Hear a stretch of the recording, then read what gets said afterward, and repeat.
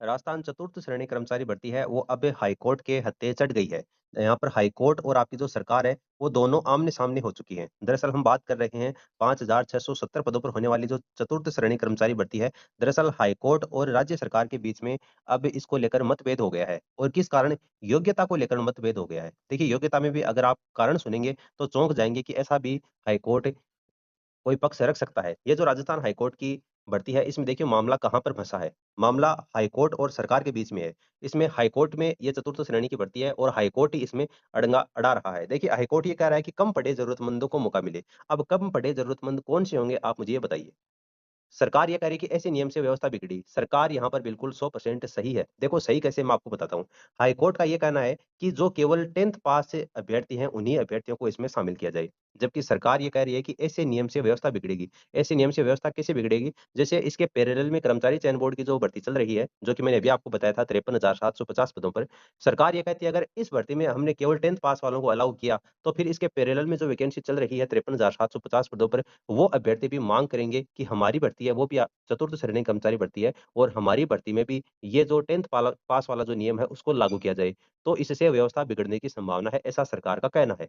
एक फैक्ट तो सरकार है वो ये कह रही है और दूसरा फैक्ट सरकार यहाँ पर आप देख पाएँगे, किसी भर्ती में शैक्षणिक योग्यता को इस तरह सीमित नहीं किया जा सकता, ये सरकार का कहना है। और अधिक पढ़े उम्मीदवार भी सिर्फ 10वीं की अंक तालिका लगाकर आवेदन कर सकते हैं। इसमें वास्तविक योग्यता का पता लगाना मुश्किल है। यानी सरकार का ये दावा है कि अगर आप 10th पास वालों को अलाउ करते हैं, तो अगर कोई अभ्यर्थी पीएचडी किया हुआ है, आपका नेट जेआरएफ किया हुआ है, इंजीनियरिंग किया हुआ है, ग्रेजुएशन पास है, पोस्ट ग्रेजुएशन है, वो अभ्यर्थी केवल 10th की ही मार्कशीट लगाता है, तो आप उसको कैसे पकड़ पाएँगे कि ये केवल 10वीं पास किया हुआ है या उच्च शैक्षणिक योग्यताधारी है ये? तो बात तो बिल्कुल सरकार की सही है यहाँ पर।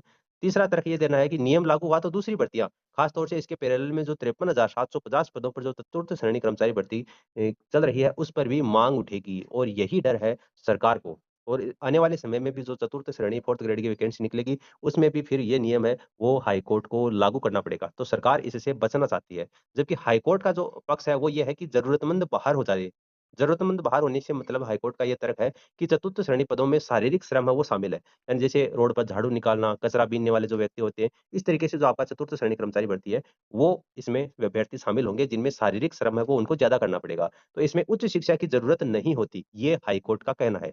ज़्यादा पढ़े-लिखे चयनित हो जाते हैं जबकि न्यूनतम योग्यता वाली जो धारी हैं, जो आर्थिक और सामाजिक रूप से कमज़ोर अभ्यर्थी है वो बाहर हो जाते हैं। और उच्च शिक्षित बेहतर नौकरी मिलने के बाद में इस नौकरी को वो छोड़ देंगे जिससे व्यवस्था प्रभावित हो जाती है। तो लास्ट वाली लाइन तो आपकी सही है, लेकिन इससे जस्ट पहले वाली लाइन देखो, जबकि न्यूनतम योग्यता वाले आर्थिक और सामाजिक रूप से कमज़ोर वर्ग है वो बाहर हो जाते हैं। अब आप मुझे एक बात ये बताइए, जो हाईकोर्ट का तर्क है, ये कितना न्याय संगत है? आप एक बार खुद सोच कर देखिए। जो अभ्यर्थी 10th पास कर चुका है, वो बाद में आगे पढ़ाई नहीं करता क्या? खुद सोच कर देखना एक बार। जो अभ्यर्थी 10th पास कर चुका है, क्या वो आगे नहीं पढ़ेगा? बिल्कुल पढ़ेगा। तो फिर वो आगे पढ़ेगा तो फिर सीधी-सी बात है वो 10th पास तो है नहीं। हाई कोर्ट ये कह रहा है कि केवल जो 10th पास अभ्यर्थी हैं उन्हीं को मौका मिलना चाहिए। और ऐसा भी नहीं है कि जो 10th पास व्यक्ति जिसने अभी 10th पास की है, अगर वही फॉर्म अप्लाई करेगा तो हाई कोर्ट वाले उनको ले लेंगे, ऐसा भी नहीं है। क्यों नहीं है? क्योंकि जो 10th पास करके और बाद में पढ़ाई छोड़ देते हैं, तो फिर वो कोई न कोई दूसरा काम करने लग जाते हैं। तो फिर उनका पढ़ाई से लिंक छूट जाता है। तो अब हाई कोर्ट ने ये जो वैकेंसी निकाली है, क्या उस एग्ज़ाम को वो जो जिन्होंने पढ़ाई छोड़ दी है, क्या वो इस एग्ज़ाम को और इंटरव्यू को फाइट कर पाएँगे? बिल्कुल नहीं कर पाएँगे। अरे जब पढ़ने पढ़ने वाले स्टूडेंट हैं, जो कि आपके पटवारी और ग्राम सेवक एग्ज़ाम की तैयारी करने वाले स्टूडेंट हैं, उन स्टूडेंट से जब एग्ज़ाम क्लियर नहीं हो पा रही है, तो फिर हाई कोर्ट ये कह रहा है कि केवल 10th पास वालों को ही मौका दिया जाए। तो केवल 10th पास वाले व्यक्ति जो कि पढ़ाई छोड़ चुके हैं, क्या वो इस भर्ती में बैठने के लायक हैं? अगर लायक है, नहीं है, वो एक अलग मुद्दा है। लेकिन क्या वो बैठेंगे तो ये पोस्ट पूरी भरी जाएँगी?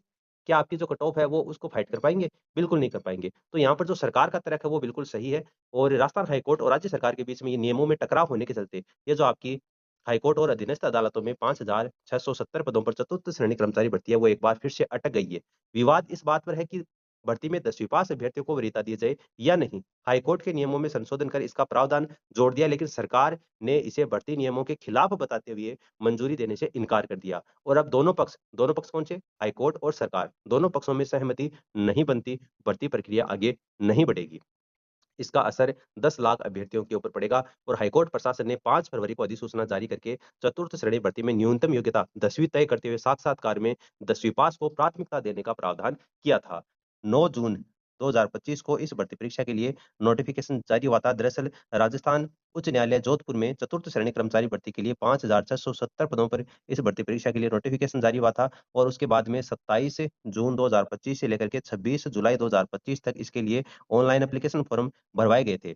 10वीं पास योग्यता होने के कारण प्रदेश भर में 10 लाख से ज्यादा अभ्यर्थियों ने इसमें आवेदन किया था। इसके परीक्षा पैटर्न और अंक विभाजन की अगर अपन बात करें तो टोटल 100 नंबर में से आपको इसमें नंबरिंग की जाएगी, जिनमें से 85 नंबर आपके एमसीक्यू टाइप के आपको प्रश्न पूछे जाएँगे। तो राजस्थान में रहने वाले जो अभ्यर्थी हैं, उनके लिए ये एक बहुत बड़ा सुनहरा अवसर था। दरअसल सुनहरा अवसर इसलिए था क्योंकि 85% आपको इसमें करने थे, जिनमें से अधिकांश जो प्रश्न है वो आपके राजस्थान जीके से ही संबंधित है। बाकी इसमें 2 घंटे का आपको समय दिया जाएगा और नेगेटिव मार्किंग इसमें नहीं है। यानी कि 85% का पेपर होगा, उसमें आपकी नेगेटिव मार्किंग नहीं है और 85 प्रश्नों में से 50% आपको सामान्य हिंदी के पूछे जाएँगे। जो कि 50 नंबर के होंगे, यानी कि 85% होंगे, हर एक प्रश्न 1 नंबर का होगा, तो 85% 85 नंबर के होंगे। उसके बाद में 15 नंबर का आपका इसमें इंटरव्यू होगा, तो इस तरीके से टोटल 16 नंबर का आपका पेपर होगा। तो इन 85 नंबर में से 50% वो आपको हिंदी के पूछे जाएँगे और राजस्थानी संस्कृति और बोलियों से संबंधित 25% पूछे जाएँगे, जो कि 25 नंबर के होंगे। तो अब राजस्थान हि एसआई की तैयारी करने वाले जितने भी अभ्यर्थी हैं, उनके लिए ये जो सामान्य हिंदी के प्रश्न हैं, वो बिल्कुल आपको ईज़ी लगेंगे। अगर आप राजस्थान एलडीसी की तैयारी करते हैं, तो उसमें भी एक पेपर आपका पूरा हिंदी का पूछा जाता है, तो उनके लिए भी उन अभ्यर्थियों के लिए काफ़ी ये सुनहरा अवसर है, राजस्थान हाई कोर्ट में चतुर्थ श्रेणी कर्मचारी भर्ती का। क्योंकि उनके हिंदी है वो बिल्कुल कंठस्थ हुई होती है, तो 50 में से 42 से 45 प्रश्न हैं, वो बिल्कुल आसानी से सही कर सकते हैं। और दूसरा फैक्टर ये है कि इसमें नेगेटिव मार्किंग नहीं है, तो अधिकांश जो प्रश्न है, वो इनके सही होने की संभावना बैठ जाती है। और राजस्थान जीके के प्रश्न 25 पूछे जाएँगे, तो यहाँ से भी 20 प्रश्न है वो अभ्यर्थी आराम से सही कर सकता है। उसके बाद में किसी अभ्यर्थी की अगर कमज़ोरी रहती है, तो या तो इंग्लिश की रहती है या फिर मैथमेटिक्स की रहती है। तो इंग्लिश में यहाँ पर केवल 10 प्रश्न पूछे जाएँगे, तो 5 प्रश्न तो मेरे ख्याल से अभ्यर्थी तैयारी करने वाला आराम से सही कर देता है। उसके बाद में इसमें नेगेटिव मार्किंग नहीं है, तो 2 यहाँ से 2 प्रश्न है वो और भी सही हो जाते हैं। तो 10 में से 7 प्रश्न अभ्यर्थी यहाँ से सही कर देता है। तो अगर कहने का मतलब है जो भी पढ़ने वाला विद्यार्थी है, उनके लिए ये जो 5,500 पदों पर वैकेंसी निकली थी, उसमें सिलेक्शन के जो चांसेज़ हैं, वो काफ़ी ज़्यादा बढ़ जाते हैं। यहाँ पर आप देख पाएँगे 15 नंबर का आपका इसमें इंटरव्यू होगा, साक्षात्कार होगा। जो भी लिखित परीक्षा में यानी जो 85 नंबर की आपकी परीक्षा होगी, उसकी मेरिट छूटेगी। उसके बाद में जो भी सफल अभ्यर्थी होगा, उनको 15 अंकों के इंटरव्यू के लिए बुलाया जाएगा और जो फाइनल आपका चयन होगा, वो आपकी लिखित परीक्षा और इंटरव्यू के में जो आपको 15 नंबर का होगा, तो टोटल 100 नंबर से आपकी मेरिट बनेगी और उसी के आधार पर आपका चयन किया जाएगा। अब वर्तमान स्थिति क्या है और एग्ज़ाम डेट को लेकर क्या अपडेट है? तो मैं आपको पहले भी बता चुका हूँ कि इस भर्ती के लिए पहले भी ऑनलाइन एप्लीकेशन फॉर्म आमंत्रित किए गए थे। फॉर्म भर दिए गए थे, उसके बाद में किन्हीं कारणों से चलते ये एग्ज़ाम कंडक्ट नहीं हो पाई थी और जो भरे गए फॉर्म थे, वो बोर्ड खा गया था, डकार मार गया था और बाद में दोबारा से इसके लिए फॉर्म आमंत्रित किए गए हैं। अब अभ्यर्थियों ने दोबारा फॉर्म भरे हैं, अब इसकी एग्ज़ाम डेट करवाने की बारी आई, तब ये भर्ती फिर से कोर्ट में चली गई है।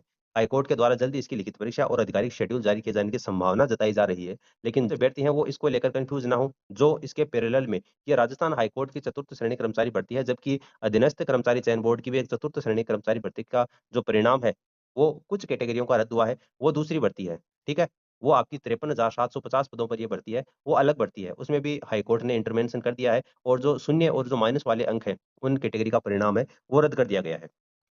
अब बात करते हैं राजस्थान हाई कोर्ट में जो 5,670 पदों पर होने वाली ये जो वैकेंसी है, उसकी लिखित परीक्षा अभी आयोजित होना बाकी है। जैसे ही कोई अपडेट आएगा, तो वो आपको हमारे टेलीग्राम चैनल पर प्रोवाइड करवा दिया जाएगा। इसलिए आप हमारे टेलीग्राम चैनल को जॉइन कर लीजिए, उसकी लिंक आपको नीचे कमेंट सेक्शन में दे रखी है। तो अब इस राजस्थान हाई कोर्ट चतुर्थ श्रेणी कर्मचारी भर्ती है, इसकी एग्ज़ाम कब होगी, फिलहाल कहना मुश्किल है। तो जो भी अभ्यर्थी इस एग्ज़ाम की तैयारी कर रहे थे, वो इसके पैरेलल में जो भी एग्ज़ाम चल रही है, आप वो एग्ज़ाम देने की कोशिश करें क्योंकि इस भर्ती का अभी तक कोई अता-पता नहीं है क्योंकि ना तो सरकार झुकने को तैयार है और ना ही हाई कोर्ट झुकने को तैयार है। आपकी क्या राय है वो आप नीचे कमेंट सेक्शन में ज़रूर लिखना, ठीक है? क्या आप चाहते हैं कि केवल 10th पास वालों को ही मौका दिया जाना चाहिए या आप ये चाहते हैं कि 10th पास करके कौन बैठता है आज के समय में, पढ़ाई तो सभी जारी रखते हैं, इसलिए उच्च शिक्षा वाले जो अभ्यर्थी हैं, उनको भी मौका दिया जाना चाहिए क्योंकि बेरोज़गारी का जो दर्द है, वो सभी के समान ही होता है। आपकी जो भी तर्क है, वो आप नीचे कमेंट सेक्शन में लिख सकते हैं। बाकी इससे रिलेटेड अगर कोई भी अपडेट आता है, तो वो सूचना आपको हमारे टेलीग्राम चैनल पर प्रोवाइड करवा दी जाएगी।